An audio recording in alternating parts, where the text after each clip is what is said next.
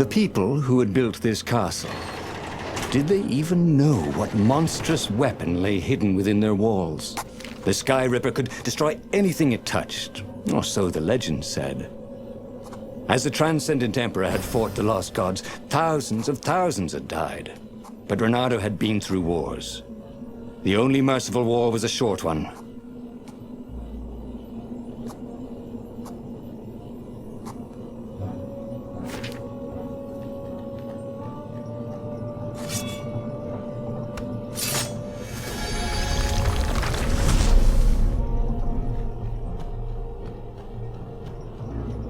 Okay, let's make this quick. I'm on my break in literally 2 minutes.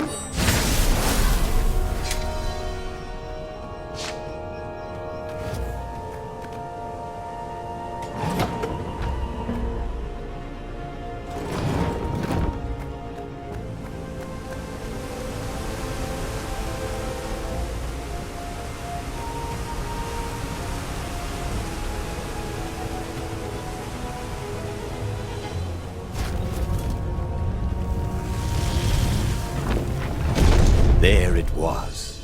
Sky Ripper's armature. The stuff that dreams are made of. Engineers dream. How is it part of a weapon at all? He'd have to ask a scientist. But first, he'd get the second piece. Sky Ripper had a heart. A core that had come to rest on the next island. Well, there was another island he could reach. Zenobia had just invaded it with her father's Raven battalions. She must be encamped there still. But fighting Zenobia now, that made no sense at all. He'd already sacrificed one friend to get this armature, was it? He didn't need to hurry to face her. She would find him. Renato asked himself why he changed course.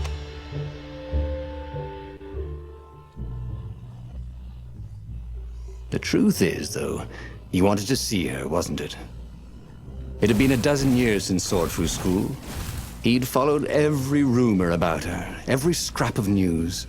Not that he still loved her. After all, she was his enemy. No, it was solely because, know your enemy. All right, maybe he should stop pretending. He knew exactly how she felt about him.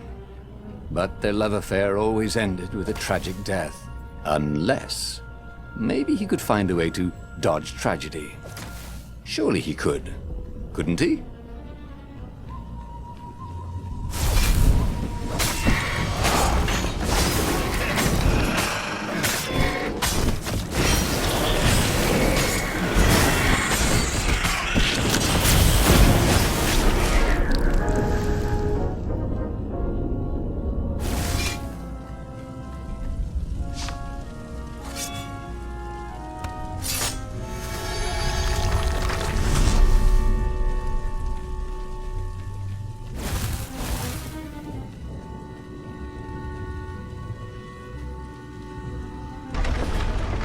He couldn't do worse with Zenobia than he'd done with the core, could he?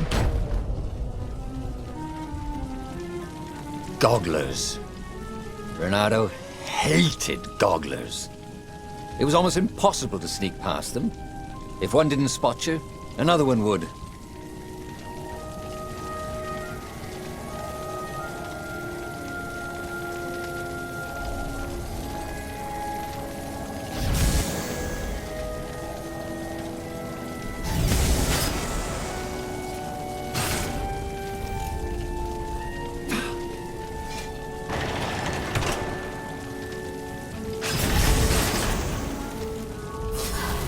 Renato wasn't entirely sure how he was going to capture Zenobia.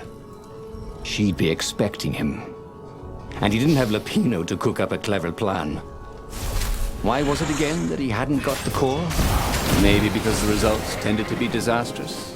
These streets were familiar. The Swordfu School was closed now, but he had been down that street 1,000 times. He knew that pub. He knew that alley. He knew the alley behind it much too well. No wonder Zenobia had chosen to invade this island herself.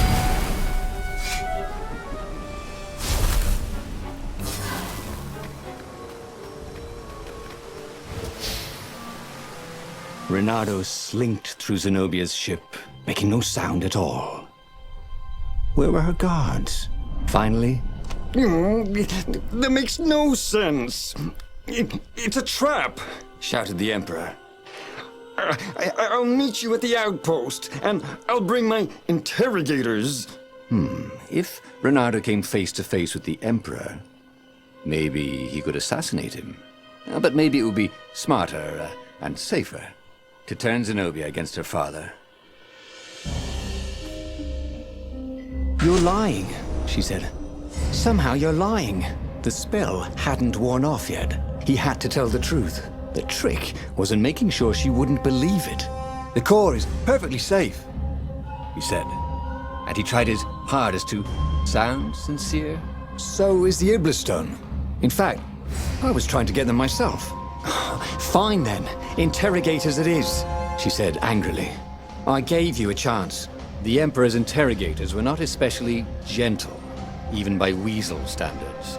Fortunately, Zenobia had locked him in the guest quarters on her ship, and she'd forgotten it had a toilet that, like all skyship toilets, could be vented into the abyss. This was not the sort of slippery fox he wanted to be. But just as they were about to land, he threw the latch, wrinkled his nose, and leapt through the open latrine.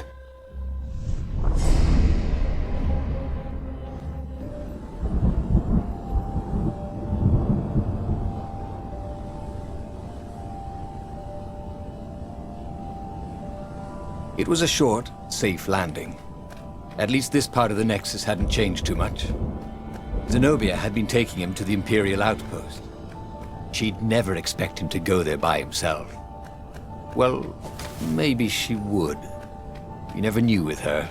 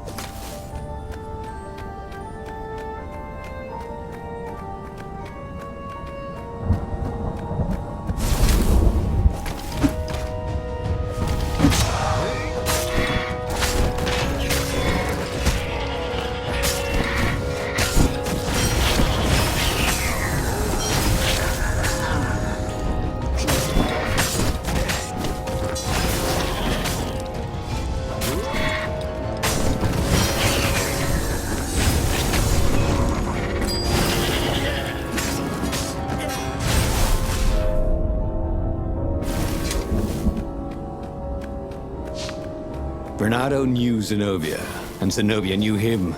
She'd suspected a trick. Now he'd vanished. She would probably guess that was his plan all along. Perfect. Maybe she wouldn't use the Sky Ripper. At least not without taking it to the scientists at the observatory first. Meanwhile, the Emperor would be coming to the outpost personally. This could be good.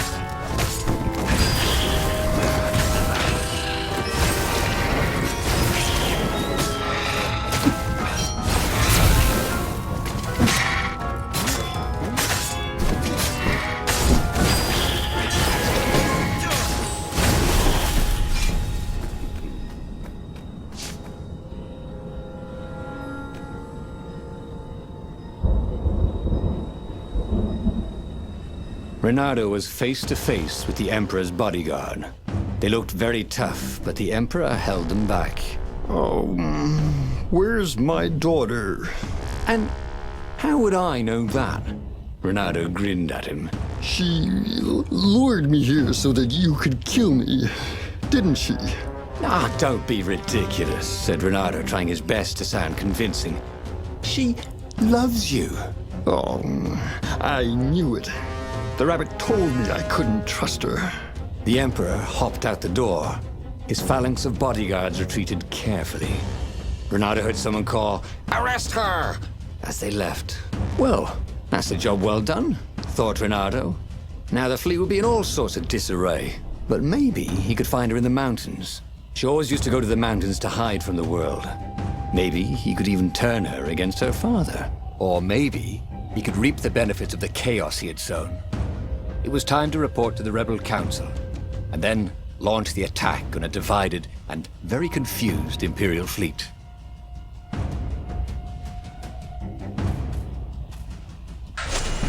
Reynardo was very proud of himself. He'd told the Empire everything, but now they didn't believe anything, and it looked like the Emperor didn't trust his daughter anymore either. There were some advantages to having a slippery reputation, weren't there?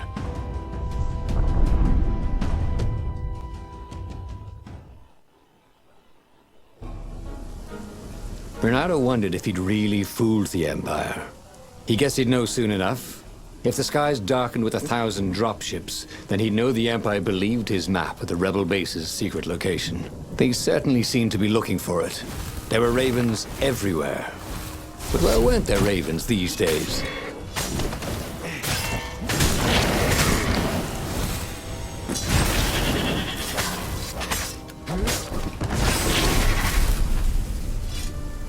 Why hadn't the kid opened the Book of Destinies? At least he'd have known about that goggler. Why hadn't Hypatia opened it? Or... and this was kind of terrifying. What if they had? And what had happened had been the best future they could find.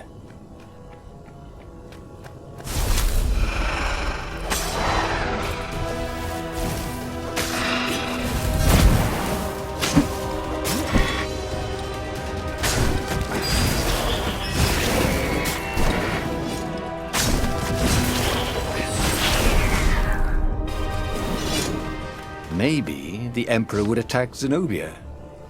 The Ravens, divided into two armies, would slaughter each other. Then the rebellion could just show up and claim victory. The Council would be overjoyed that Reynardo had given away all their secrets.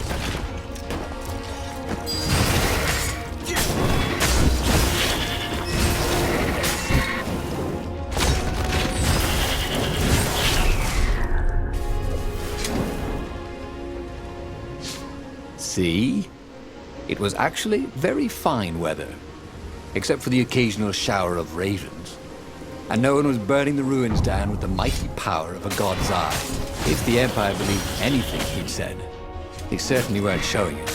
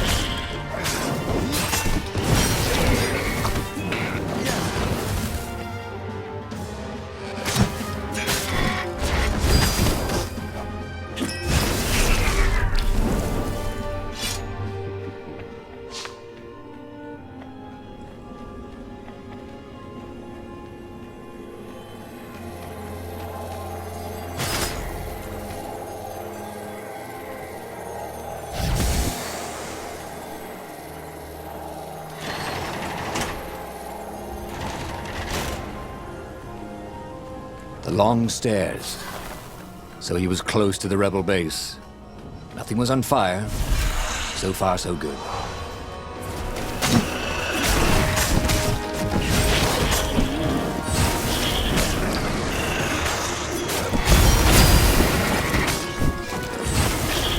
You brushed.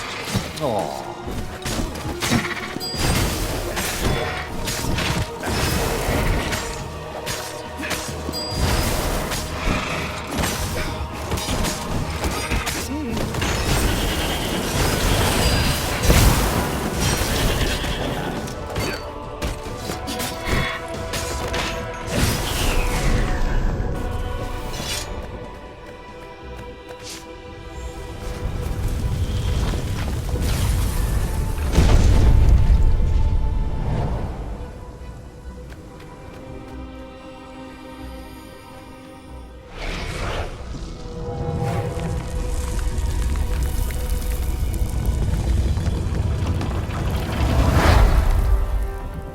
As he told his hilarious adventures to the Rebel Council, he began to realize they weren't laughing.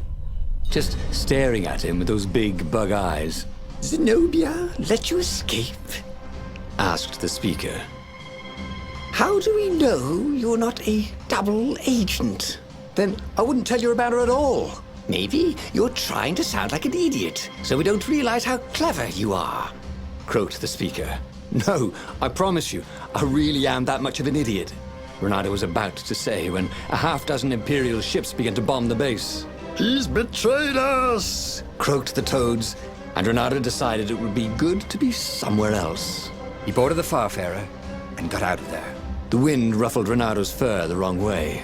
So the rebels thought he was lying too? Because a half-dozen lousy dropships had probably just tripped over the rebel base? Okay, technically he had betrayed its location, but not willingly. And he'd made up for it, hadn't he? Then something exploded. A cannon shot. The Farfarer plunged out of the clouds. The rebels had hit his ship. As the Farfarer plummeted towards the abyss, he launched himself into the sails of an Imperial ship.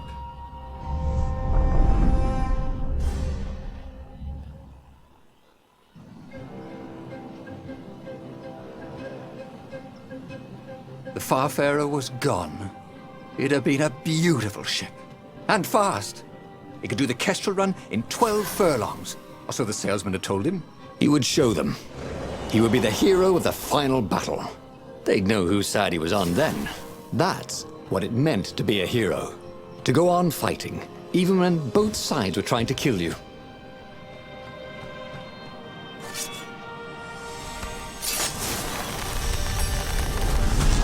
There was a pleasant breeze coming through that door. Had it been closed before?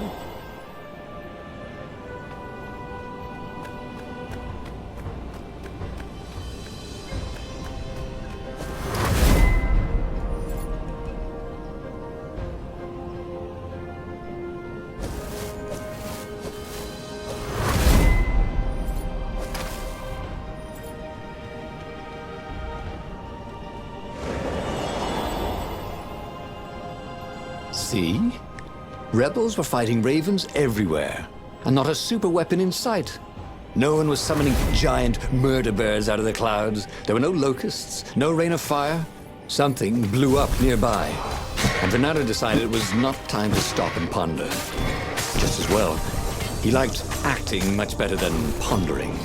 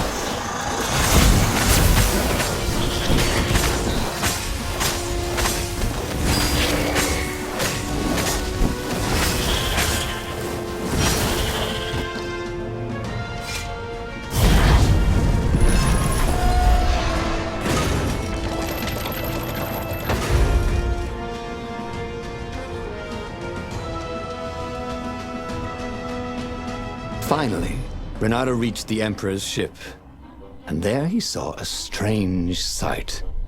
Zenobia being led in shackles by Lapino with a squad of ravens. What? Lapino was working with the ravens? Was he some sort of traitor?